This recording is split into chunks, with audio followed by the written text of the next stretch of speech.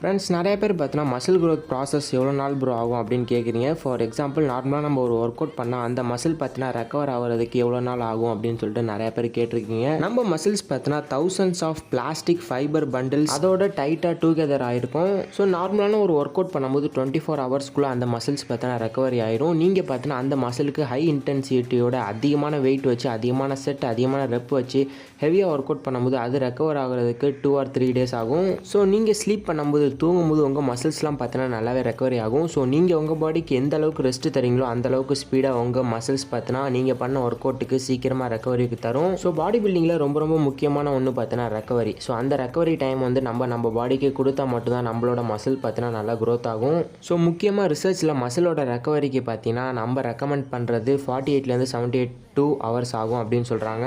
So எந்த அளவுக்கு உங்கள் பாடிக்கு ரெஸ்ட்டு தந்து தூங்குறீங்களோ அந்த அளவுக்கு உங்களோட திசுக்கள் பார்த்தீங்கன்னா சீக்கிரமாக சரி செய்ய யூஸ்ஃபுல்லாக இருக்குது. நம்ம தூங்கும்போது மசில்ஸ் ரெக்கவரி ஆகிறது மட்டும் இல்லாமல் நம்ம பாடிக்கு தேவையான ஹியூமன் க்ரோத் ஹார்மோன் டெஸ்டோஸ்டெரான் ஹார்மோன்லாம் நல்லாவே ப்ரொடியூஸ் ஆகும். ஸோ இப்போ உங்களுக்கு புரிஞ்சிருக்கும்னு நினைக்கிறேன். மசில் கெயின் ப்ராசஸ்ன்றது ரொம்பவே ஸ்லோவான ப்ராசஸ் தான். ஸோ மறக்காமல் உங்கள் பாடிக்கு நல்லா ரெஸ்ட்டு கொடுங்க. ஸோ தேங்க்ஸ் ஃபார் வாட்சிங். Bye guys.